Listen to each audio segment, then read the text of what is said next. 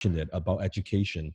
I run a global education company with students now in over 150 countries. So today I am very, very excited to bring you on a phenomenal CEO who's got a lot of experience in this particular space. You may have heard of the company, Skillshare. He's the CEO of Skillshare, and now all over impacting over 4 million students with over 22,000 plus classes. That is an amazing, amazing number. So I'm very pleased to join by Matt Cooper, CEO of Skillshare. Matt, welcome to the show. Thanks for having me. I appreciate it. So Matt, share with us, how did you get into the whole startup world? Yeah, so I think I originally started in startups through some combination of desperation and unemployment. I'd been an investment banker for 4 years, moved out to California in 2002. They had actually offered to transfer me out, and I said, nope, I'm done. 4 years of 90-hour weeks was enough. And I found out the hard way that being an unemployed telecom investment banker in Silicon Valley in 2002 was not exactly the most enviable background. So started networking, just meeting people, started a small consulting firm with another guy I had actually met via Craigslist. And then Craigslist? Seriously? Craigslist, yeah, it's always the ideal place to go find a business partner. That's right. So it was early and I was desperate. So we actually, through that, I met a company called Acola. I met the CEO of a recruiting outsourcing company. And he had a business, survived the dot-com explosion, but not by much. And so I helped him rebuild the business. So that was my first true startup. So I spent 5 great years at Acola, left there to go to what was then Odesk, now Upwork, big global freelancer platform. Went public last year. Went from there to be the CEO of a company called Visually, which was a similar model to Odesk's enterprise business, which I built out, where we had a freelance backend to do visual work for brands and agencies. Sold that in 2016 and then joined Skillshare in November of 2016. Man, it's like, from your background as an investment, in investment banking, what advantages did that give you as a CEO for these startups? Yeah, I mean, I think having the finance background, I think the best analogy is it's like going from being a pit mechanic to being a race car driver. Yes, it's very true. I know how the engine works. Yeah. And having that finance background, I think, helps me understand where the operating leverage is in the business, where the financial leverage is in the business, so that if we're going to focus on a particular initiative, which ones are actually going to result in the right business outcomes. So I think having that grounding has helped me quite a bit. And I'm actually in the process of building a SaaS company as well. I'd love to your advice on this. Like, what advice would you have for someone who's building maybe a platform or a software company? Like, some of the lessons that you learned. What are some things that you would advise people to pay attention to or to avoid? Yeah, I mean, I think just understanding your unit economics is really important. I think a lot of SaaS companies, the general SaaS model is you spend a lot of money up front to acquire a customer, and then you hope and pray that they hang on long enough to pay it off. Yes. And that can be a very unsettling. Oh, before you burn all the cash, right? Yeah, exactly. It's a great way to chew up a lot of cash quickly. So, understanding what that cash recovery period looks like, and building your business around it, versus assuming that it's going to get better and you're building your business around that. And I think that's been the demise of many startups, particularly in SaaS and platform businesses. They just never quite got that cost of acquisition to lifetime value of the customer right. They never quite got their cash recovery period nailed down. And I think the other thing, particularly for marketplace businesses where the actual net revenue is a relatively small percentage of the transactions being supported, you got to build your business around the net revenue, not the gross. And it's real easy to confuse the two. I think particularly when you're small, if customers are spending $1 million, but you're only getting 10,000, that's the margin you have to work with. So I think there's some interesting sort of vertical niche marketplaces that, as long as the team is really small and lean, could be great little businesses. They're probably not massive venture-backed billion-dollar companies. So I think just understanding how those economics line up is really important.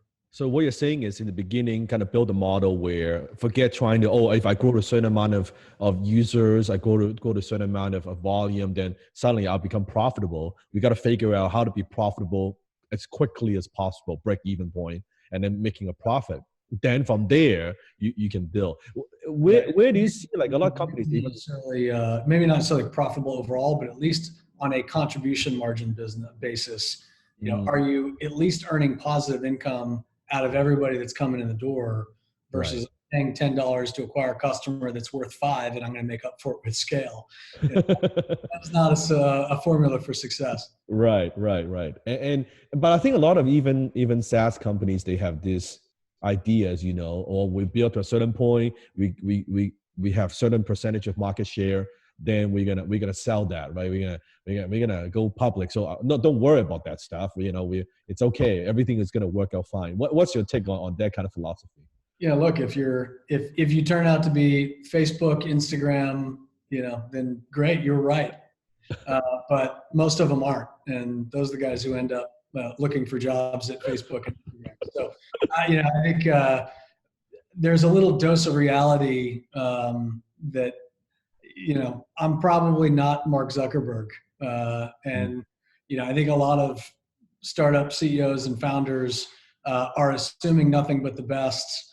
I like to hope for the best and plan for the worst. I think the number one job of any CEO and founder is make sure the company is healthy and stable and will survive. And that buys you the time to find the opportunities and find the sweet spot in the market and make sure you have product market fit. But I think a lot of companies come in swinging for the fences from day one. And again, as long as you're okay with a very high failure rate, go for it. But there's going to be a very high failure rate. Right. And how do you, when the company is this kind of size, and even back in startup, how do you build culture, right? Yeah. How do you see culture and how do you make sure that the company has a great culture to facilitate that kind of growth? Yeah, I think culture, it's ultimately a lot of it is around alignment and buy-in to what you're trying to get done. Are people excited about the problem you're trying to solve? Do they agree on the way they want to work together and the sort of the shared values that you want to make your hiring, firing, and promotion decisions around? And are you generally agreed on the approach of how you're going to get there over time? And when I've seen cultures go really well, the best cultures I've been part of, we were working really hard. We were all really excited about what we were doing. There were consistent and steady wins. And if you get that positive momentum, a lot of the other things, fall to the wayside. When it's tough is when things aren't going well. And I think that's the real test of a culture is when, company's not doing well, the cash isn't rolling in, everything's not up and to the right. And I had an experience with my first CEO role where it was a turnaround situation. We had a lot to fix, and I think ultimately what got the culture where we needed to be was just we were super transparent about what problems needed to be solved. Yes, there were 100 fires burning, but we were going to fix them in this order, and these were the top 3, and let's get those knocked out, and we'll go on to the next. And I think just getting people rallied around those problems and those opportunities. And some people opted out. It was not a fit. They did not want to be there. Those were not the problems they wanted to solve. But we were looking for people that, when the house was on fire, they grabbed a bucket. They didn't go run screaming down the street. So it took us a little while to find that, but we got it. And ultimately we got the company turned around. And for turnaround, because I think when it comes to business, turning around a company is probably the most difficult thing to do, because you go in there, there's a fine, there's only so much time that you have to turn it around. Otherwise, basically, like you said, a house is on fire, it's going to burn down to the ground, right? You only have got so much time. Like you said, you've got 100 things that you got to fix and you prioritize. What did you do to turn that around? Or let's say for someone watching this, then maybe they're not in a turnaround situation, but maybe they're even in a decline. What do they need to do first, second in order to turn that around? Yeah, I think the beauty of being in those situations is it's actually quite, there's just a lot of clarity that comes with it. again, if the house is on fire, you're not worried about a leaky faucet. So you just don't have time to deal with a lot of things that just aren't going to move the needle. And, when everything is going well, I think the risk is you end up spending a lot of time and effort and resources on things that you think might work, but you're not really sure. Because you can afford to take those bets, you end up burning a lot of cycles on things that just aren't going to drive an impact. So, the beauty of being in those situations is time is short, resources are short, and you just don't have time to screw around with things that don't matter. So that, I think that clarity can be quite refreshing while also being extremely unsettling. But I think, and again, in this case, like there's clearly a group of people who they wanted the company to succeed. They believed we could do it. They bought into the mission and the vision of the company. And along with that, we got rallied around solving that problem, and we were able to put all the fires up on the board and figure out what were the first, second, third priorities. And there's a group of people who they weren't comfortable with that level of uncertainty, and they moved on, and that was fine. Like, that I completely understand that. That is not the situation that everybody wants to be in. Right. But we ended up with a smaller, leaner team of people who really wanted to fix the problem. And then who is the loyal member and who wants to go to the battlefield with you. And of course, after turning around, I assume they also share the wins and the joy by working together. Great. I mean, we still have that team still gets together for drinks. They go on vacations together. Like it's fun. They don't necessarily invite me all the time, but I get to see it on Facebook and Instagram, so that makes me feel good. Nice, awesome. And then for as when you joined Skillshare, how much were the company doing back then? How many people? And after you joined, what have you done, like in terms of scaling size? What are like the before and after, right? Yeah, so we when I joined, we were probably 35 employees, give or take. Okay. We're about 75 right now. Nice. Our revenues have grown. So the last 2.5 years, we've grown a little over 4x in revenues.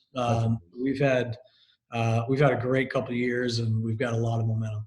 Yes. And then the reason for that growth, like what are some of the lessons you can extract in terms of scaling a company? Like that's 4 times, that's huge. Yeah. I mean, I think we figured out a lot on the paid marketing side. The company had grown a lot of our growth. So our business is online classes. Yes. Anybody can come in and teach a class. And so in the early days, a lot of our student growth came through the teachers. So we would go out, recruit teachers, bring them onto the platform, give them tools to bring students with them. So in 2016, we went from 2,000 classes to 12,000 classes in a single year. Right. And all of those teachers came in, they brought students with them. Right. That started to top out in 2016. So we started to sort of have trouble scaling as we got into later in the year. And the good news is we hadn't done anything on the paid marketing side. So all of that growth had been organic through those teachers. We started to just gradually, slowly test and iterate on paid marketing. And we came at it from a lot of different angles, and we eventually started to, you start to put money in, you figure out what's optimal, great. You take that, set it aside, start to scale it.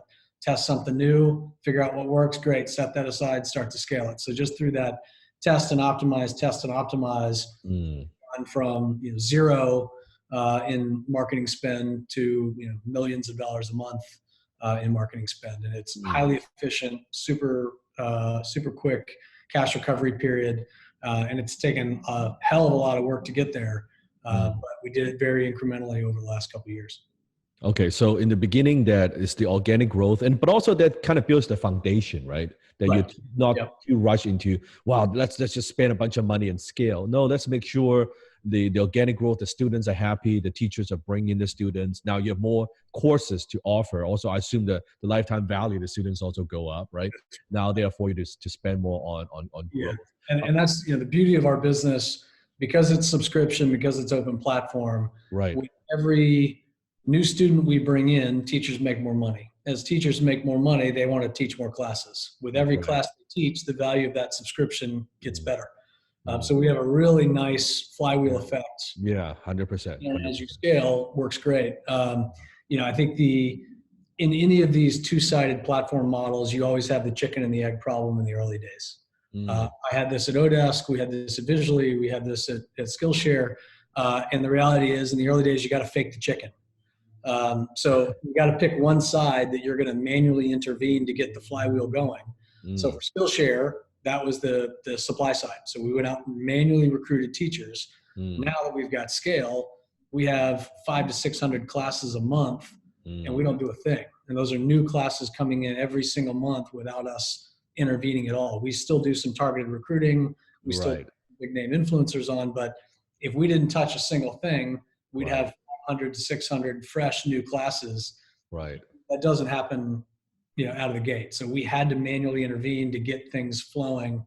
And then once you get that flywheel spinning, it starts to take on a life of its own. Yeah. And do you find that is it always okay, let's focus on students, like teachers, and then, okay, no, we need more students now. Students, and then, no, we need more teachers now. It's always kind of like a seesaw, right? That's right. And we definitely have, and we saw that when we had the explosion of teachers in 2016, the old econ supply and demand curves. Right. If supply explodes, earnings go down. Right. So our teacher growth was faster than our student growth, and teacher earnings were dropping. That was not good. So when we flipped and we let teachers grow organically, we didn't put as much resource into that. We started really focusing on student growth. Now teacher earnings have been rising. Teacher earnings, the average earnings for our top 10% of teachers have, basically tripled over the last couple of years. So, you're always trying to balance. And then, you look at any marketplace, it's not one monolithic marketplace. It's a bunch of sub marketplaces. So maybe within graphic design, we've got a really healthy supply and demand dynamic, but then within, 3D animation, we're a little light on supply and a little heavy on students. So we need to go get that supply onto the platform. So you're getting a little more granular and a little more nuanced in how you look at the platforms over time. And how do you deal with competitions like you have like Udemy and then a few other like these kind of platforms? From your perspective, what's Skillshare's advantage and how do you compete with all these other platforms? Yeah. So I think there's really two things. Number one is that if you had a 2x2 matrix with open platform versus open platform where anybody can come in and teach, or a closed platform where they teach all of their own classes, we have some significant advantages to being open platform. If we were to sit down as an editorial team and try to decide what content to produce, we'd get it right sometimes, we'd get it wrong sometimes, but the lead time to get a class out is really long. It's months. Meanwhile, in an open platform, teachers are telling us what's popular. Like the trends pop up on Skillshare before we ever see them coming. So Procreate is a great example. It's a hot iPad design software, illustration software. We would never have picked that out, but the community, it organically popped up to the community. So the open platform is always going to have a depth and breadth of content that's really hard for a closed platform to keep up with. Meanwhile, on the subscription versus a la carte side, we're subscription. There's a reason we're all paying Spotify $10 a month instead of paying $1.29 per song on iTunes. Right. We've been conditioned to consume content in a subscription model. So kind of like even Netflix and all these other subscription models. So, the combination of being open platform and subscription, all you can eat model, it allows our students to explore, try new things. If you don't like class A, great. Take class B. It doesn't cost you anything. So I just think we have a much stronger business model. I think it was harder to get started because of some of that chicken and egg dynamic that I was talking about earlier. Right. But now that we've got scale, we've got a ton of momentum. And that's really hard it's hard to build, but once you get it going, it really makes a difference. I think the second advantage we have is just the focus on creative. We made a conscious decision a little over a year ago to really double down on creative classes, creative content, creative teachers, creative students, design. When we say creative, like design and like all that category, right? Exactly. So design, illustration, animation, photography, watercolor. And we were pushing into business and tech a year and a half ago, and that was driven by me because I was concerned that that's your background too, right? So exactly. Now, there's a joke that there's nobody more off-brand in the company than the CEO. I love it. Where we do best, it's with it's a 28-year-old freelance designer. That's our core market, and so the more we pushed into business and tech, if it was a creative adjacency like marketing, we could do pretty well. If it was finance and accounting, it was hard. And, at some point you take yes for an answer. Like everything we did on the creative side was working really well. Everything we did in the business and tech side, unless it was directly adjacent to creative, it was hard. So we've just decided, let's focus on that and let's be the best in the world at that. Let's build a global community around that creator mindset. Do you think it's because, I think in terms of the marketplace need, where someone can take a course, they can go out there and already produce results. They can do better design, they could charge more money. Like it's like that gap, right? It's not like they take a long course. It's something that's quick, or they're stuck in a certain thing where I don't know how to use this particular software. I can go in, Skillshare, watch it, boom, problem solved, right? Is it also because of that? Yeah, and that, when you look at, if you are, Adobe rolls out the next version of, Premiere X dot whatever, you're not going to run down the community college to get a tutorial on the latest version. Like, meanwhile, somebody on our platform, the second that thing rolls out, somebody's working on the class and getting it up. So within a weekend of a new software, a new version, a new technique, it's up, it's live. So if you want to stay fresh, you want to stay current, you want to know what's going on in the moment, it's just not going to go anywhere else and get better content. And in terms of open platform, I think that's the advantage, because from idea to marketplace, you can respond to the need in the marketplace in, like I said, maybe a week. Or maybe they already know that feature is going to be coming up, and the teachers are more motivated. Hey, I launched a new course; it's gonna sell well, and right, they're motivated to be on the cutting edge. And of course, there are always updates all the time, right? That's right. Yeah. Well, and we can actually see it coming before anybody knows it's coming. So nice. And I'll go back to Procreate. Like all of a sudden, we still saw the search volume pick up. Somebody launched a Procreate class, and it went through the roof. Right. And then next thing you know, we've got 15 Procreate classes. So it is fascinating to watch. I think we are in a position where we can spot the trends and spot what's hot long before anybody else sees it coming. And in terms of business model, so the teachers, what's the business model? Like how well you pay the teachers? Are they getting paid? Like, do they feel they're getting compensated enough? I'm sure, because that's how they're motivated. Like, how does that work? Yeah, so it's similar to Spotify. So we pay out on a royalty model. So we take a certain percentage of our revenues. Right. We package that into a royalty pool based on our monthly revenue. Yeah. That then gets divided across all of the teachers based on their relative share of the minutes watched in that month. So you produce a hit class and you get lots of minutes watched. You get a lot bigger chunk of that royalty pool that month. Nice. So teachers are incentivized to produce content that people are going to engage with.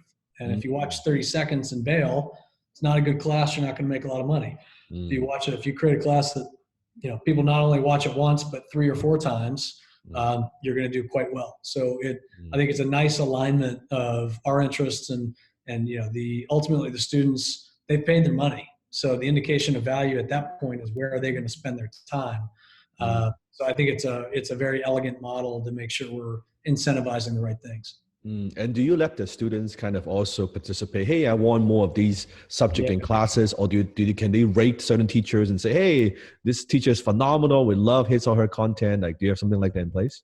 Yeah, so we've got a couple. The challenge of any open platform is on the curation side, right? So whether it's Skillshare or Upwork or YouTube, you don't want to see. There's a long tail of stuff that probably isn't worth the light of day. Yeah. So how do you make sure that the best content rises to the top, and the content that doesn't meet your standards that never makes the cut? So every single class we have gets reviewed. So there's about a third of the classes that get uploaded get rejected by our editorial team. Wow. So they have to meet our standards for the educational content, the structure of the class, the audio quality, the video quality. And there's a balancing act, because it could be a very good class that just happens to be in a very niche topic that doesn't get a lot of minutes watched. There's a lot of value in having lots of that content. So we want to be screening for, is it a good class, as opposed to, are lots and lots of people going to watch it? That's the power of the open network. But then once a class is live, we can see all the engagement statistics. So bounce rates, minutes watched, percentage completion, We can see we have reviews, we have community flagging. So if there's something in a class that doesn't meet our guidelines, students flag it. So we've built a lot of mechanisms to make sure that the content quality stays high. And how do you manage in terms of like your executive team and your team? Like, how do you structure that?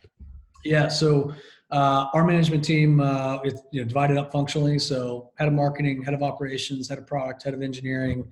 I've got a controller that reports directly to me. So it's very functionally based. In terms of our management routines, we have a meeting every Monday afternoon where we go through the business operations. So kind of the core metrics, the KPIs, kind of the updates on the pillars that we've identified. Nice. As the key areas of focus. That's kind of our business update. So we spend about an hour. It's the executive team plus the directors. And then we go into what we call Flex Agenda, which is just the executive team. And it's whatever we want to talk about. So we keep an open Google Doc. We all drop things, that's where all the cross-pollination happens in that meeting. Hey, I saw this. I don't understand about that. Like, why did you do this? So we get through a lot of just the super tactical information sharing in that meeting. And then Wednesday mornings, we have a 2-hour block for the bigger strategic discussions. So hey, we're kicking off this big initiative. We may have a department come in and present a retro on something that either went really well or something that didn't go so well. Yes. But we try to reserve that time for the bigger, deeper dives, higher level topics, more strategic areas of focus. So that's kind of our weekly cadence. And in those meetings, we'll either do typical PowerPoint presentation, whenever possible. I prefer the kind of Amazon memo style where you actually have to write a document, which is harder and it takes more time. But ultimately, I think you end up with a better discussion that way. So we're not maniacal about the memo format, but we'll kind of go back and forth depending on the topic. And they take some time to kind of think through it, and as they're writing it, and they have to be concise and articulate whatever they're working on with the whole team, right? Yeah. And I'm sure that process alone, as sometimes you write through it, no, that's like a waste of time. Why even do it? And right? A lot of times I will write a memo that only I see. Yeah. I outline everything. So like I have, thousands of outlines that are, dying a quiet death in Google Drive. Right. That's just how I kind of organize my thoughts. And now you've turned around different companies. You also work with different people. What are some of the common mistakes or myths that you believe that CEOs make or that they believe in when it comes to growing a company? Yeah, I mean, I think the one phrase that always makes my skin crawl is it's so lonely at the top. Nobody feels sorry for the CEO, so like don't even try to get sympathy. Yeah, I get it. Yeah. Like if you feel lonely at the top, I don't think you've done a good job of surrounding yourself with the right people. I've got an amazing executive team. I bounce ideas off them all the time. I've got a super engaged board that's very helpful. They care as deeply about the business as anyone else. I've got outside advisors. I've got friends. I've got a wife. Like, I've got my kids. Like, there's four daughters, right? Got 4 daughters who are always willing to give me an opinion. At the same time? Yeah, exactly. And they're always different. So I think the idea that you are somehow lonely and making hard decisions, like you're just not leveraging the people around you if that's the case. That's a very good point. That's a very, very good point. I think, sorry, go ahead. Yeah, if you build it right, it shouldn't be like that at all. Yeah. I've never felt lonely. And do you see that now, like even back then when you were working with visually and all those experience, and it seems to me that even the different career, but now it's almost everything leading up to Skillshare, where this particular role allows you to take everything you've learned in the past and like almost like preparing you for this particular role. Yeah, no, there's no doubt. I mean, and I look at, some of the CEOs I've worked with in the past and just the different styles and the different approaches. I was asked in some interview, like, did you always know you were going to be a CEO? And, the answer is no, but I was paying very close attention all along to who are the good managers, who are the good leaders, what did they do that I liked, what did they do that I didn't like, what are the mistakes I never wanted to make that I saw them make? What are the things they were wildly successful at that I wanted to get better at? So, I think I have had the benefit of working for some amazing managers, leaders, CEOs, and just seeing a very wide range of styles. And you can kind of just pick and choose. All right, what works for me, what doesn't, what can I do? What there's certain styles I just can't do. It's not me. It's not going to be authentic if I try to do that version of a CEO. Correct. But I think I look at the finance experience. I look at my Odesk experience. The vision, Odesk gave me marketplace and two-sided platform. Visually gave me the creative exposure. So there were a lot of things leading up to Skillshare that when I was looking around for my next thing and I came across Skillshare, it was just abundantly clear that was the right job for me. And over the years, do you have like you said, like mentors that you look up to or entrepreneurs that you look up to that had an impact in your life? Like, wow, that person's a role model, or that person is such a great leader. Like, who are some of those people that may have an impact in your career? Yeah, I mean, my first manager at JP Morgan, I got really lucky. Investment banks are not known for supportive, intelligent leadership. Right. But my managing director, a guy named Kevin Kelty, was just unbelievable. And usually associates in investment banks get shoved in a corner, and you come out once a week to get some fresh air and sunshine, and then you go back into your hole. He got me out. He got me in front of clients. He let me present. I got so much more exposure because I worked for him, and that's just dumb luck. I just got lucky. I got attached to the right guy early. That gave me a ton of exposure. The Odesk experience was just phenomenal. I came in just at the right time. I was employee number 23. We were starting to really scale. So, Gary Swart, Odesk CEO, learned a ton from him over the years. I think we had very complementary styles. And we were a lot alike in some ways and not alike in others, but we just had a great relationship. And and I think, so a common theme with Gary and with Kevin, like when I needed to be kicked in the ribs, they kicked me in the ribs. When I deserved some accolades, they gave them to me. And, so I think but both of them, they let me run and they let me take some risks and, flex a little bit and try some new things. And that was just hugely valuable. And then, when I got to Visually, it was my first CEO role, so I didn't necessarily have the same kind of direct management, but I just had a super supportive board. The board investors were, they knew we were in a tough spot. They were super helpful. They were super open. They gave me a ton of feedback and support. So I have been very lucky to walk into some really good situations and working for some really good people over the years. And I think people sometimes like when I talk to other entrepreneurs, I always tell them that I think entrepreneurs where sometimes we overestimate our own abilities, that we want to be like solve our own problems. No, it's okay. I don't need help. I'm going to lock myself in the door and figure this out. But sometimes it could be just having a simple conversation or one simple contact that changes like everything.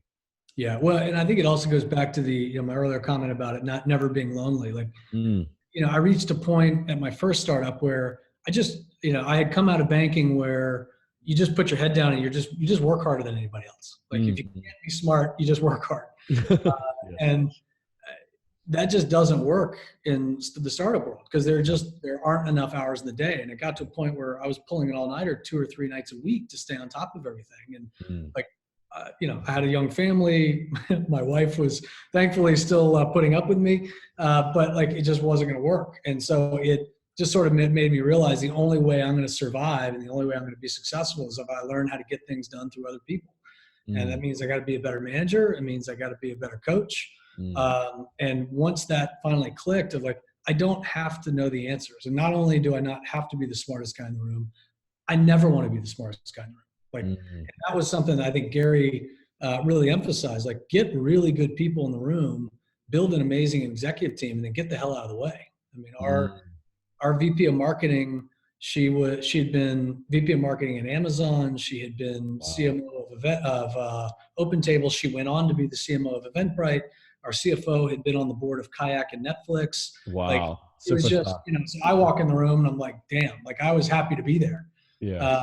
And, so I think seeing him build that kind of team and get that kind of leverage, like, you know, if I have to tell my VPs how to do their job, I don't have the right people. So I think going through that process of breaking, I just couldn't keep up with it all. So I just, you know, that sort of taught me. And then watching Gary, seeing the leverage the business got when Gary stacked the room with all the right people, that was a great lesson to learn. And it was Gary just focusing more on like what was Gary focusing on in terms of as a leader of the company? Yeah, I mean, I think, you know, he was very externally facing. It's like out there meeting with people, being this the advocate. Very public focused, you know, investor focused. So, you know, he had a team that allowed him to do other things, and that's, you know, that's something that I sort of found religion on that, and I'm trying to replicate that here. And I think one of your talk, I want to talk about this, is I think it's a great quote. You talk about in one of your talk, is that you can kill your company searching for a silver bullet, but incremental improvement works every time. Can you give us maybe an example of like a silver bullet idea, and also maybe an example of incremental improvement? Yeah, I mean, so I think this is where, you know, visually is a good example. You know, they were closing the things that were keeping them afloat, where they had closed some really big flashy deals.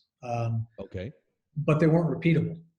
So, you know, they had big lump sum, looks good, but it was repeatable. Got it. Super long sales cycle, very intense, yeah. Very big name clients, big splash. Sounds good, right? And that's it. Yeah, I mean, it looked good, yeah, but it just wasn't something they could repeat. And meanwhile, like the thing that was, they were the best in the world at infographics. And so they had this high volume infographics business. They were selling these infographics for $1,500 each. Well, it turns out they cost about $2,500 each. Oh, damn. That was not that wasn't going to work. Good model right there. It's got a problem. I came in and, you know, I'm like looking at these big deals that we had signed with these big brands. I'm like, we can't repeat this. So we can keep chasing these and hoping for more home run swings, but we just aren't connecting enough. So how do we get really good at the infographics and get those unit economics right and build off of that? So we doubled, tripled the price of our infographics. Excuse me. And as we got those unit economics down and we started to scale that more efficiently, okay, what's the next step up, right? So now how do we go from selling a $2,500 deal to selling a $5,000 deal, and then a $10,000 deal, and then a $20,000 deal, rather than going after $200,000 deals? It just, you know, they're shorter sales cycle too. Exactly, and shorter cash cycle. So if you're if you're not in a great spot and you're burning cash, you can't afford an 18-month sales cycle. So, you know, I think the kind of collapsing back to, all right, what's our core? What are we best at? What can we do better than anyone? Making sure that we're making the right amount of money every single time, and then let's go sell the hell out of it. That's ultimately what got the positive flywheel spinning. On the paid traffic side, in terms of scale, what has been working well for Skillshare? Is it Google? Is it Facebook? Like, what has been working well for you guys? Yeah, I mean, for Skillshare, we just do a lot of influencer marketing. Interesting. We look at our market and, you know, where our demographics. So our demographic skews young. Like 80% of our users are younger than 40. 25 to 34 is our largest demographic. 18 to 24 is our fastest growing demographic. They're on YouTube. They're on Instagram. You know, so that's where we have gravitated for all of our paid marketing. We do podcasts, we do some Google, we do some Facebook, but we've really figured out, we've kind of cracked the code on Instagram and YouTube. Which also makes sense, because if you're thinking about like the teachers that you want in the graphic space, right? That's exactly where the audience is, right? Where they are at. Yeah. So, I mean, I think again, the clarity of saying, all right, we're focused on the creator, and 80% of our users are freelancers or want to be freelancers. So we've got young, we've got creative, we've got freelance. Like, as we got really focused in on who we're solving for, what they need, where they go, I think that's another good lesson I have learned over the years. The more focus you can get, the easier life becomes. Because when you're trying to be all things to all people, you just can't build a product around it. You can't target your messaging. You can't target your brand. Right. Just everything kind of just gets washed out. And once we said, all right, we're very comfortable that we can build a big global business being the go-to global destination for online creative learning. Everything felt right. Yeah. So it's almost like this online learning, this like red ocean, but you say, you know what, this is the blue ocean. This is what we're good at. This is where we understand the marketplace. This is where we have the teachers. Let's make this so strong that anyone who even wants to come in and compete in this space, but you are so established and the community knows you, the students know you, the teachers know you. It's almost impossible, right? Well, and and this is the power of platform businesses. We've got 26,000 classes now. Yes, why are you going to go pay for anything else? Like we've got more content, we got more teachers, we've got more engagement. The value we can deliver at that price, I just think it's really hard to find anywhere else. And can you also talk about a little bit about like adding too much value as an executive? Like what do you mean? Yeah, so this was a blog post I think it's probably been 15 years ago since I read this blog post by Marshall Goldsmith. He's one of these management gurus. Yes, love Marshall's work. His books and everything. I love his work. Yeah, and so he wrote a blog post about adding too much value, and the gist of it is smart people and particularly smart managers and early managers. When you're early in your career, you feel obligated to add value to everything. Right? I'm the manager. I should know more. I should be able to help. I should be smarter. I should have more experience. Right? Yeah.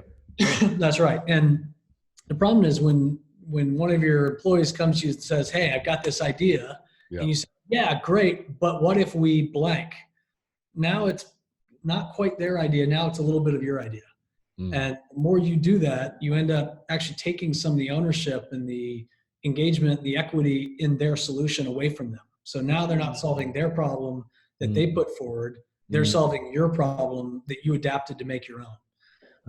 And so there are situations where maybe your version of their idea is actually truly better, but they're just not going to execute it on it as well because they're not as bought into it. So sometimes the company is going to end up better off if they execute on their idea that they are 110% behind versus them giving an 80% effort to your idea that's slightly better. Correct. And it's hard. It's hard to sit on your hands, but you got to decide, is the value I'm adding so much better that it's worth taking a little bit of the agency away from them? And in many cases, the best thing that you can do is just keep your mouth shut and say, "Hey, great idea, go for it. I can't wait to see the results," which is hard to do as a manager, but sometimes you just got to let them run. Yes. And I think it's also being able to give permission to your team that they could make mistakes, right? Because they could learn from it, even though sometimes when I see my executive, I know that's not a good idea, but you know what, I'm going to let them give it a try. Because every time I stop them, then next time they may be, they're afraid to come up with ideas. They're afraid to be proactive. So even though I know 90% of that's wrong, I'm like, okay, I'm going to let you it's like a kid, right? You got to let them fall down to stand back up, right? They have to learn the lesson. Well, and it also assumes that you're right. Maybe 100%. A lot of times you think you're adding value and they were actually right to begin with. So That's right. That happens all the time. I've done that enough times. It makes it easier to keep my mouth shut. Yes. And then more and more so they surprise you with better ideas. Nowadays, I'm like, okay, like my ideas are like not even that good. You can come up with the better ideas, right? Well, and that's, along those same lines. So my dad is actually an executive coach. And he, there's a particular style of coaching that's it's a coaching based methodology where you're not actually telling them anything. Yes. You're asking them the questions to get them to an answer that they're confident in. Thinking, right? And the beauty of it is you don't then as the manager, you don't have to know the answer. You just have to know what questions to ask to get them to an answer that they're comfortable with that they can go execute on. I love it. And part of the presumption is that you as the manager, you don't know the answer. And again, back to the, not having to be the smartest guy in the room. It's kind of a liberating approach when you say, "Well, I don't know. What do you think?" Yeah, I don't know. What do you think? That's right. People usually come back with some pretty good stuff. Right. I'm curious, in your vision, where do you see Skillshare in the next 3 years? Like, what are some of the goals you have for the company? Yeah, I think one of the more interesting trends of the last 12 to 24 months has been our international growth. we have done very little to drive growth in the international markets deliberately. I think close to 60% of all new free trials are coming from outside the US now. Wow. We have That's no amazing. targeted international marketing. We've run some tests here and there. We have no localized content. Everything's in English. We just we haven't optimized for local payment methods. So like there's a ton of demand internationally. So we're spending a lot of resources to improve the international site speed, improve international payment methods. We're looking at subtitles. So like, how do we just make it easier for that international crowd to get the value Skillshare that they want? So international is a huge one for us. And then really doubling down on community. We've always had a very community-based approach. When you take a Skillshare class, there's a project associated. You actually do work, you upload it. People can give you feedback. They can give you constructive criticism. You get feedback from the teachers. You can give comments on other students' projects. We have discussion groups and forums, and we've launched workshops so you can go through a sequence of classes together as a group of students. So we're really focused on tightening those connections between users and between the students and the teachers. Because we just have a general theory that you'll come for the class, but ultimately it's the community connections or what's going to hook you for the long term. Very, very true. One thing I always say, people join your company, people buy from you because of what you sell, but they stay with you because of who you are, right? I think that teacher-student connection is absolutely key. Part of it that's also what makes our company work, where we have live events, we have the engagement. So it's not just an online course. Quickest online course it's just a bunch of videos. What's so special about that? But when you have that human component, now you have something very, very special, right? Yeah. Well, particularly with creative pursuits, I think creative work in general. Anytime you're building anything, and it doesn't matter whether it's a painting or it's a company, you're very exposed. When you're trying to build something new, there's always the chance that people are going to look at it and say, that kind of sucks. So I think having a very supportive community around all of that work, anytime you're building anything, again, doesn't matter whether it's a sculpture or a startup, having a supportive network around you is really important. It's kind of become a running joke. I've started taking some of these beginner drawing classes. So as a CEO, finally. So I drew a tree, and I uploaded my tree, and I was a little nervous about uploading my tree. Nice. And people get in, they start commenting on my tree, like, hey, it's a pretty good tree. So this week I uploaded a bird. Now I've drawn a tree and a bird. And again, now like my bird is circulating, and I'm getting positive, constructive feedback on, hey, that actually looks like a bird.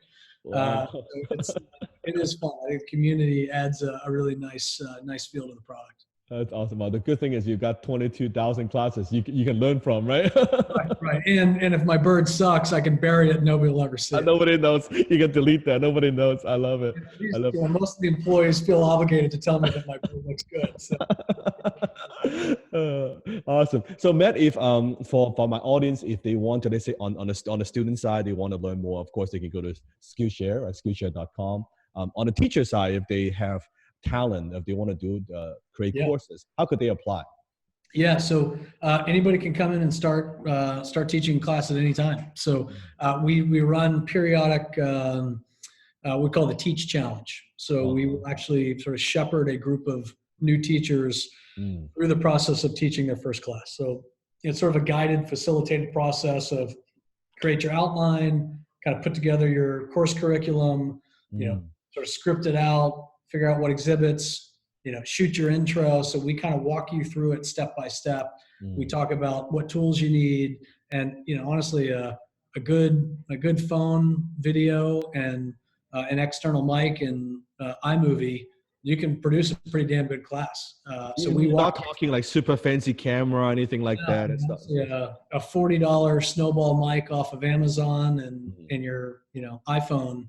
You can capture some really good you can go to Home Depot and buy some clip lights. I could also see maybe students could later on become teachers too. Once they get better, they get more experience, right? Our number one source of new teachers is our students. Oh, wow. Because you come in, you're an illustrator and you come in to learn this new technique or learn this new software. And then you realize, hey, like I'm actually an expert on this other thing. I could teach a class in that. So we see a lot of that. And one of the ways that our team helps foster new student or new teachers is we look through the projects. So as students are taking classes and they're creating these amazing projects, our community team will flag them and say, hey, that looks like, he or she could be a great teacher. Let's reach out and see if we can get them into the next Teach Challenge. Right. And I could see that because then it's almost like as a student, they learn from the teacher, they get inspired, they get educated. Now they not only they turn it into a revenue stream, an income stream, but they kind of want to give back. Right? Hey, I want to do that too. Right? I want to be the one that can inspire other students as well. I could see that works very well. Yeah, and it's it's a great resume builder as well. I mean, for freelancers, the interesting thing about the freelance economy, you don't have it's not your LinkedIn profile isn't what gets you your job. It's your portfolio, right? It's show me what you've actually done. I don't care where you went to school. I don't care if you worked for Google. I care about what you can produce. And so if you can come to me and show me an amazing portfolio, and then you can show me a class that has 5,000 students who have given you positive feedback. All right, that's a really important stamp of credibility. Suddenly, as a graphic designer, their status has been elevated, right? They can charge more, and they can work with better clients. Yep. That's so amazing. Thank you, Matt. I really appreciate it. I mean, I'm learning a lot. It's been great. I know we've been trying to schedule this interview for a long time, but I appreciate it. I'm glad that it happened. I'll send you a link. I'll send you a link to my bird so you can go in and make me feel good about it. I'll give you a thumbs up. 5-star. All right, good. Awesome. Thank you. Appreciate it. Take care. Thanks, Dan. Great talking with you.